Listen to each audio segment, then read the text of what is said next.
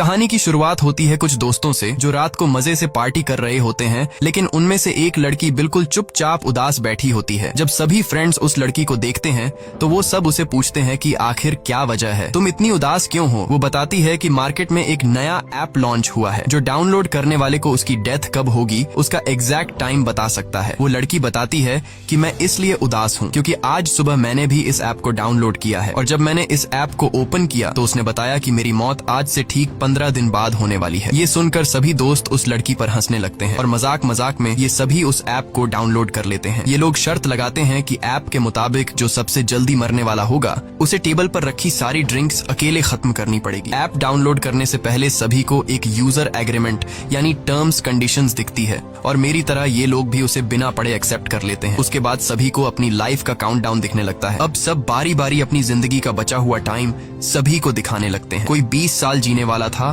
तो कोई 60 साल। लेकिन कोर्टनी परेशान नजर आती है। जब वो अपना मोबाइल फोन दोस्तों को दिखाती है तो उस ऐप के हिसाब से उसके पास सिर्फ 3 घंटे बचे हुए थे। जैसे ही काउंटडाउन 0 हुआ वो मारी जाएगी। ये देखकर कोर्टनी डर जाती है, लेकिन उसके दोस्त कोर्टनी को समझाते हैं कि डरो मत, ये ऐप सिर्फ एक मजाक है। अब गेम के हिसाब से जिसके मोबाइल में उसकी जिंदगी का सबसे कम टाइम बचा होगा वह टेबल पर रखी सारी ड्रिंक्स पिएगा। इसलिए कोर्टनी गेम हार जाती है क्योंकि उसके मोबाइल में उसके पास सिर्फ 3 घंटे बचे थे। अब सभी दोस्त कोर्टनी से कहते हैं कि रूल्स के मुताबिक तुम्हें सारी ड्रिंक्स पीनी होगी। तभी कोर्टनी का बॉयफ्रेंड एवन आ जाता है और कोर्टनी की जगह वह खुद सारी दारू पी लेता है। पार्टी खत्म होने के बाद जब कोर्टनी अपने बॉयफ्रेंड एवन के साथ गाड़ी में बैठी तो एवन ज्यादा ड्रिंक करने की वजह से उसे चढ़ गई थी। इसलिए कोर्टनी एवन को ड्राइव करने से मना करती है, लेकिन एवन उसकी नहीं सुनता। कोर्टनी ऑलरेडी ऐप की वजह से डरी हुई थी, इसलिए वह कार से उतरकर पैदल ही घर जाने लगती है। एवन कोर्टनी को गाड़ी में बैठने के लिए कई बार कहता है, लेकिन जब वह नहीं बैठती तो एवन गुस्सा होकर उसे अकेला छोड़कर वहां से निकल जाता है। तभी कोर्टनी के मोबाइल पर उस ऐप का नोटिफिकेशन आता है कि उसने यूजर एग्रीमेंट तोड़ दिया है। कोर्टनी को इसका मतलब समझ नहीं आता, लेकिन ये देखकर कोर्टनी और ज्यादा डर जाती है। तभी हम देखते हैं कि काला कोट पहना हुआ कोई आदमी उसका पीछा करने लगा। तब कोर्टनी को मोबाइल पर एक अलर्ट आता है कि उसके पास सिर्फ 7 मिनट बचे हुए हैं। कोर्टनी घबराते हुए जल्दी अपने घर पहुंच जाती है। घर में एंटर होते ही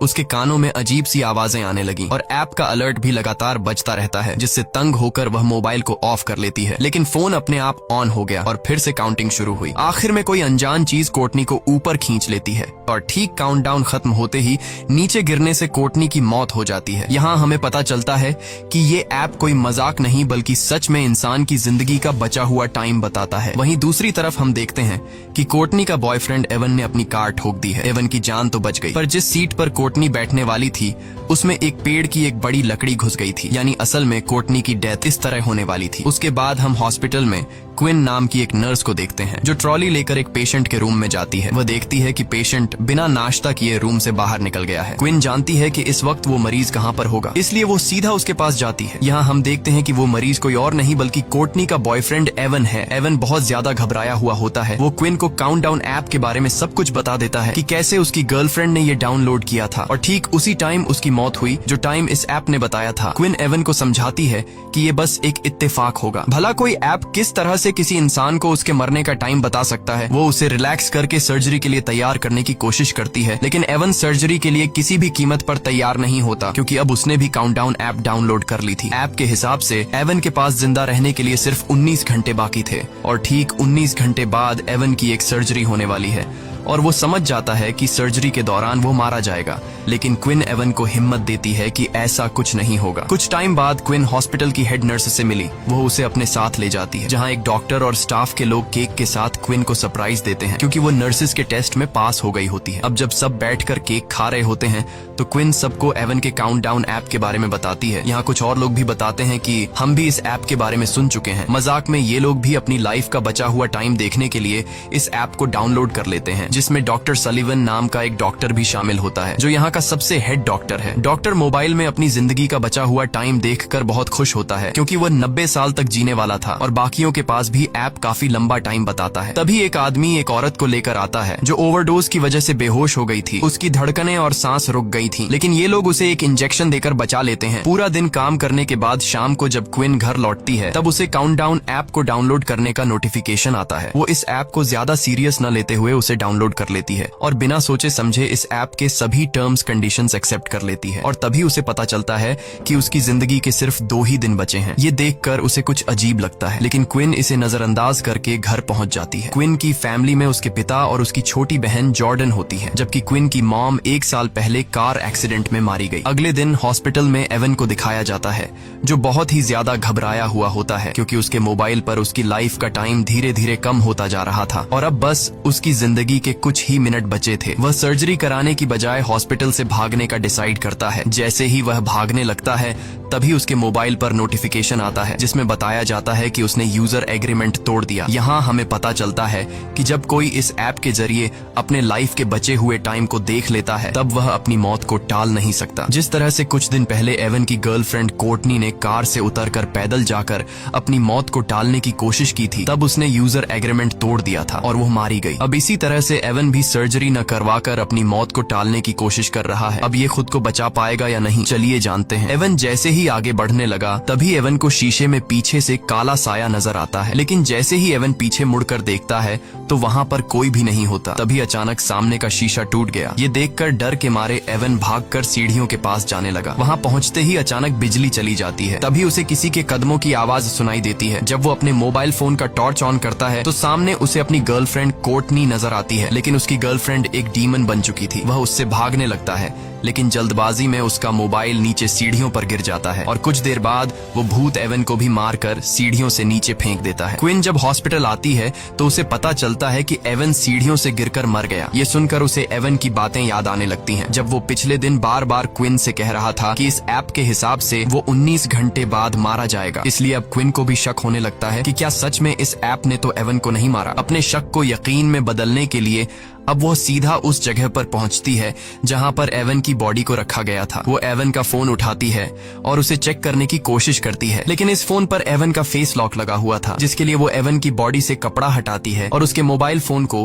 उसके फेस के सामने लाकर स्कैन करती है, जिससे मोबाइल का लॉक खुल जाता है और वो देखती है कि इस ऐप का काउंटडाउन 0 पर पहुंच चुका है। अब क्विन को भी पूरा यकीन हो जाता है कि ये ऐप मजाक नहीं बल्कि रियल है। जैसे ही उसका ध्यान मोबाइल से हटकर एवन के फेस पर पड़ता है तो एवन का सर अपने आप मुड़कर उसकी तरफ देखने लगता है। वो घबराकर जल्दी से उस लाश को वापस फ्रीजर में रख देती है। अब क्विन को डर लगने लगा कि कहीं ये सब उसके साथ भी तो नहीं होगा, क्योंकि ऐप के मुताबिक अब उसके पास सिर्फ 1 दिन ही बचा था और कल वो अपने पिता के साथ अपनी माँ की कब्र पर जाने वाली थी, जिससे वो समझ जाती है कि रास्ते में जरूर उनका कोई एक्सीडेंट होगा जिसमें क्विन मारी जाएगी। इसलिए क्विन अपनी मौत को टालते हुए अपने डैड को कॉल करती है और कल के दिन कब्रिस्तान जाने का प्लान कैंसिल करती है। तभी क्विन के मोबाइल फोन पर एक नोटिफिकेशन आता है कि उसने यूजर एग्रीमेंट तोड़ दिया है। ये देखकर वो बहुत ज्यादा परेशान हो जाती है। तभी डॉक्टर सलिवन उसे रूम में बुलाकर पेशेंट की हेल्प करने को कहता है, लेकिन यहाँ डॉक्टर के इरादे कुछ और ही थे।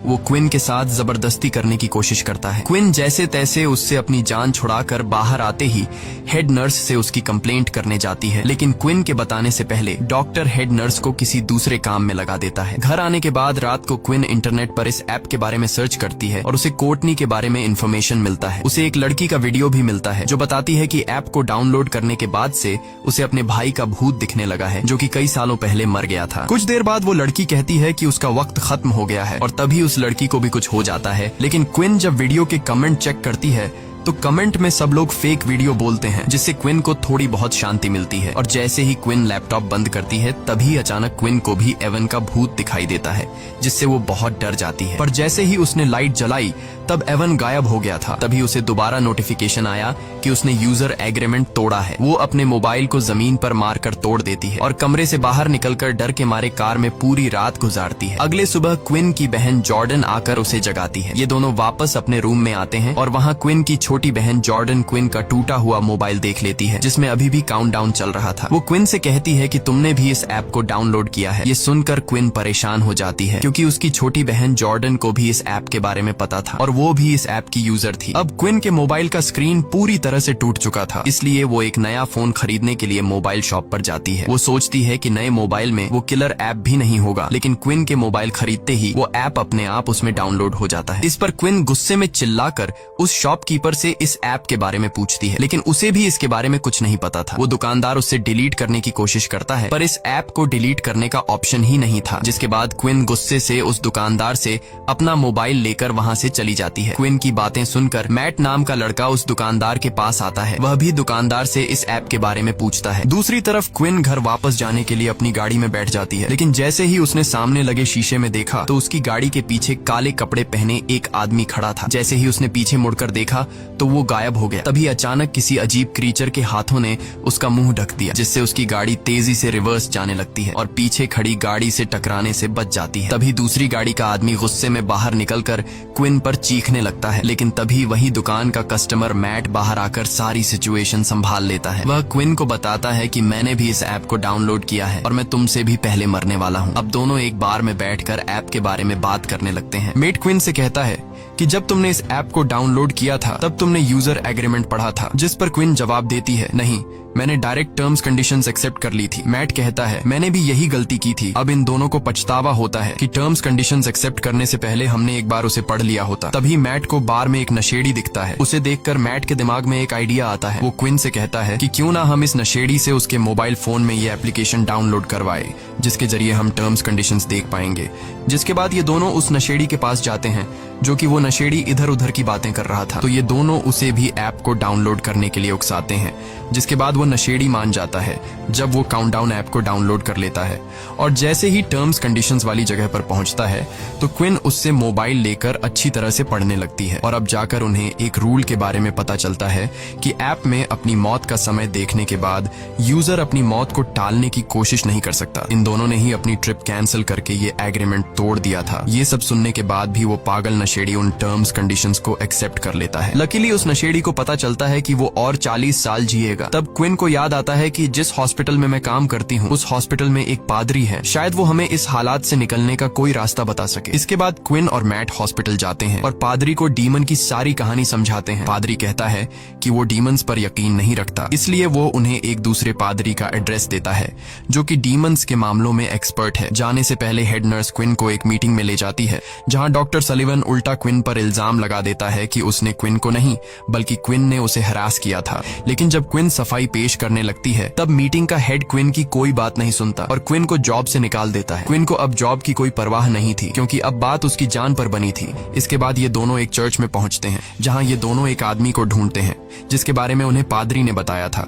और आखिरकार ये दोनों उस फादर तक पहुंच जाते हैं और फादर को इस ऐप के बारे में सब कुछ बता देते हैं। उनकी बातें सुनकर फादर उन्हें बाइबल में लिखी एक कहानी सुनाता है। कहानी में लिखा हुआ होता है, कहीं 100 साल पहले एक राजकुमार हुआ करता था जिसे युद्ध लड़ने जाना था। ये राजकुमार डरा हुआ था कि कहीं वो इस युद्ध में मारा न जाए। जिसके बाद वो एक ओल्ड जिप्सी लेडी के पास गया और उससे पूछा कि क्या वो इस युद्ध में जिंदा बचेगा। ओल्ड लेडी कहती है कि वो उसे उसकी मौत का ठीक समय बता सकती है, लेकिन शर्त ये है कि अपनी मौत का समय जानने के बाद राजकुमार अपनी मौत को टालने की कोशिश नहीं करेगा। राजकुमार मान जाता है और उसे पता चलता है कि वो युद्ध में मारा जाएगा। अब राजकुमार मौत के डर से लेडी की बात न मानकर अपने छोटे भाई को युद्ध लड़ने भेज देता है, लेकिन उसके छोटे भाई को कुछ नहीं होता, बल्कि वे लोग युद्ध जीत जाते हैं। मगर डरपोक राजकुमार के पीछे ओजिन नाम का एक डीमन पड़ जाता है, जो कि वो राजकुमार को तड़पा तड़पा कर उसके ठीक समय पर मार देता है, जो कि उसके तकदीर में लिखा था। फादर ने ध्यान लगाकर पता लगाया कि इन सब के पीछे ओजिन नाम के एक डीमन का हाथ है। फादर ने कहा कि शायद ये ऐप भी उस ओजिन डीमन का एक रूप है। उसने बताया कि अगर तुम्हें अपनी मौत टालनी है तो सबसे पहले तुम दोनों को इस ऐप को हैक करके इसका कोड मेरे पास लाना पड़ेगा। जब मैं इस ऐप का कोड देख लूंगा तब मैं उस डीमन से तुम्हारी जान छुड़वा सकूंगा। ये सुनकर क्विन और मैट को जल्द से जल्द इस ऐप को हैक करना था, क्योंकि अब उनके पास बहुत ही कम टाइम बचा हुआ था। ये दोनों उस मोबाइल शॉपकीपर के पास आते हैं और उसे इस ऐप को हैक करने की रिक्वेस्ट करते हैं। शॉपकीपर इस काम के लिए तैयार नहीं था, लेकिन जब क्विन उसे पैसे देती है तो वह मान जाता है। कई घंटों की मेहनत के बाद फाइनली वो इस ऐप को हैक करके उसका कोड निकाल लेता है। क्विन जल्दी से उस कोड का फोटो लेती है ताकि फादर को दिखा सके। यहाँ ये लोग देखते हैं कि इस ऐप के लाखों यूजर्स हैं, जिसमें अचानक शॉपकीपर भी अपना नाम डेरेक भी देख लेता है। वो अपने कोड के साथ छेड़छाड़ करके खुद की उम्र 100 साल से भी ज्यादा कर लेता है और यह आइडिया सच में काम कर रहा था।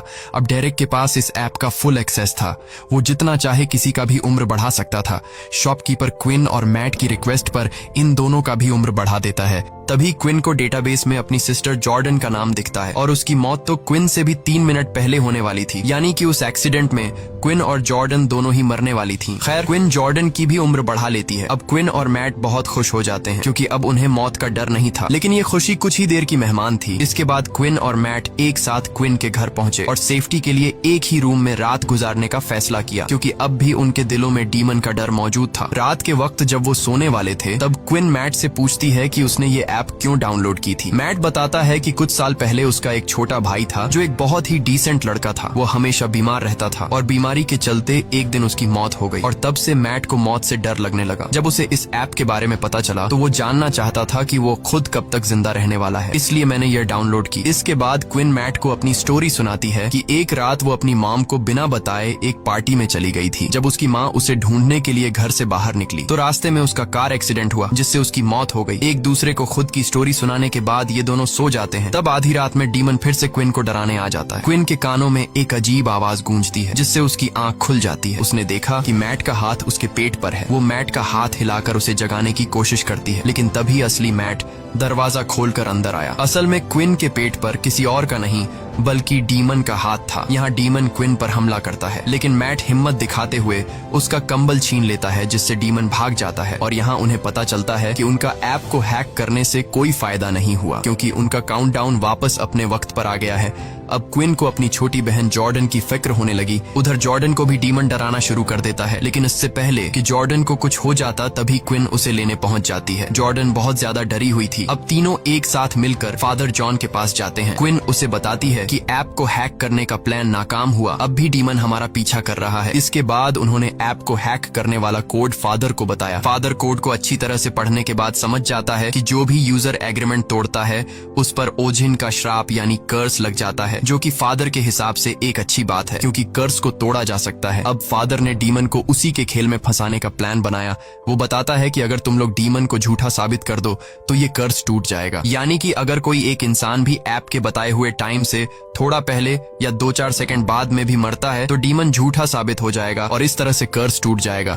इसके बाद ये चारों बेसमेंट में पहुंच जाते हैं और वहां एक तंत्र मंत्र वाला सर्कल बनाते हैं। अब मैट के पास कुछ ही मिनट बचे थे और लाइट ब्लिंक होने लगता है। इसका मतलब था कि डीमन मैट को लेने आ गया है। फादर इन तीनों को जल्दी से सर्कल के अंदर खड़ा रहने को कहता है और बताता है कि जब तक हम लोग इस घेरे के अंदर हैं तब तक कोई भी शैतानी ताकत या डीमन उन्हें छू नहीं सकता है, लेकिन गलती से भी इस दायरे से बाहर निकलने की कोशिश मत करना, नहीं तो मारे जाओगे। कुछ देर बाद डीमन उनके सामने आ जाता है, लेकिन वो सर्कल के अंदर नहीं आ पाता। तभी अचानक मैट को उसका मरा हुआ भाई दिखता है, लेकिन ये असल में मैट का भाई नहीं बल्कि डीमन ने मैट के भाई का रूप लेकर मैट को बाहर निकालने के लिए धोखा दे रहा था, जिसे देखकर मैट इमोशनल होकर जैसे ही सर्कल से बाहर कदम रखता है तब डीमन मैट के पैर को पकड़कर उसे खींच कर ले जाता है। यह देखकर क्विन भी उसके पीछे भागती है। जब उसने बाहर आकर देखा तो मैट तो एकदम सही सलामत रोड पर खड़ा हुआ था, लेकिन तभी एक तेज रफ्तार गाड़ी ने आकर मैट को टक्कर मारकर कुचल दिया और मैट की मौत के साथ उसके मोबाइल का काउंटडाउन भी 0 हो गया। मैट की मौत को अपनी आंखों से देखकर क्विन को बहुत बुरा लगता है और अब अगला नंबर जॉर्डन का था, लेकिन क्विन देखती है कि बाहर निकलते टाइम जॉर्डन बुरी तरह से जख्मी हो गई है, इसलिए वो उसका इलाज करने के लिए जॉर्डन को अपने ही हॉस्पिटल ले आती है। इसी दौरान क्विन के साथ काम करने वाली एक नर्स ने क्विन को बताया कि तुम्हारी बात बिल्कुल ठीक थी, डॉक्टर सलिवन मेरे साथ भी फ्लर्ट करने की कोशिश कर रहा है। तभी क्विन की नजर कमीने डॉक्टर सलिवन पर पड़ती है। डॉक्टर सलिवन को देखकर क्विन को एक आइडिया आता है। वो जानती थी कि ये कमीना डॉक्टर 90 साल तक जीने वाला है। अगर क्विन इस डॉक्टर को अभी मार दे तो डीमन का कर्स टूट जाएगा और इन दोनों बहनों की जान बच जाएगी। अब इस प्लान को कामयाब करने के लिए क्विन डॉक्टर के ऑफिस जाती है। वो उसे कहती है कि मुझे अपनी जॉब वापस चाहिए और उसके लिए मैं कुछ भी करने को तैयार हूँ। क्विन उसे कहती है कि मैं तुम्हारा हॉस्पिटल के पीछे सुनसान एरिया में इंतजार कर रही हूँ। डॉक्टर तड़प के मारे कुछ सोच नहीं पाता और क्विन की चाल में फंसते हुए उस सुनसान जगह पर पहुंच जाता है। यहाँ क्विन हाथ में एक लोहे का सरिया लिए हुए चुप कर खड़ी थी। मौका मिलते ही क्विन ने डॉक्टर पर सरी से हमला कर दिया, जिससे वह जख्मी होकर जमीन पर गिर गया। क्विन पहले से अपने साथ मॉर्फिन का इंजेक्शन भी लाई थी और जैसे ही वह इंजेक्शन डॉक्टर को लगाने वाली थी तभी डीमन ने वहां आकर डॉक्टर को खींचकर बचा बचा लिया और डॉक्टर वहाँ से भाग निकलता है। खैर अब जॉर्डन के मरने का वक्त हो गया था, उसके पास सिर्फ 2 ही मिनट बचे थे। डीमन उसे मारने पहुंच जाता है। वो डीमन से छुपकर खुद को बचाने की कोशिश करती है, पर ऐप उसकी छिपने की जगह बता देती है और डीमन जॉर्डन को पकड़ लेता है। लेकिन तभी क्विन डीमन के सामने आकर वो इंजेक्शन खुद में लगाने लगती है, जिससे कम से कम उसकी बहन की जान बच जाए। अब डीमन क्विन की मदर का रूप लेकर उसे बहकाने की कोशिश करता है। अपनी मदर को देखकर क्विन इमोशनल तो हो जाती है, पर जल्द ही उसे समझ आ जाता है कि यह डीमन का एक चाल है और वो मॉर्फिन इंजेक्शन खुद में इंजेक्ट कर लेती है। इस तरह से क्विन अपने वक्त से पहले मर जाती है और ओजिन झूठा साबित हो जाता है। तब ओजिन यानी डीमन धुआं बनकर हवा में उड़ जाता है और क्विन का प्लान कामयाब हो जाता है, जिससे जॉर्डन की जान बच जाती है। जॉर्डन अब क्विन के पास आकर रोने लगती है और तभी देखती है कि उसके बाजू पर एक मेडिसिन का नाम लिखा हुआ है और वह क्विन के हाथ में उसी मेडिसिन की शीशी भी देखती है, जिससे जॉर्डन जल्दी से इंजेक्शन में भरकर क्विन के हाथ में लगा देती है, जिससे मॉर्फिन का असर खत्म हो जाता है और क्विन वापस से जिंदा हो जाती है। खैर अब सब लोगों का काउंटडाउन वहीं पर रुक जाता है। क्विन को उसकी जॉब वापस मिल जाती है और वह कमीने डॉक्टर को उसके किए के लिए जेल हो जाती है। कुछ दिन बाद क्विन अपनी फैमिली के साथ अपनी मदर की कब्र को विजिट करने जाती है। जब ये लोग घर को वापस लौटने लगते हैं तब क्विन के मोबाइल पर एक नोटिफिकेशन आता है और वह देखती है कि उसके मोबाइल में काउंटडाउन नाम का एक नया ऐप डाउनलोड हो गया है। इसी के साथ ये कहानी खत्म हो जाती है। अगर आपको ये वीडियो अच्छी लगी हो तो हमारे चैनल को सब्सक्राइब और वीडियो को लाइक जरूर कीजिएगा।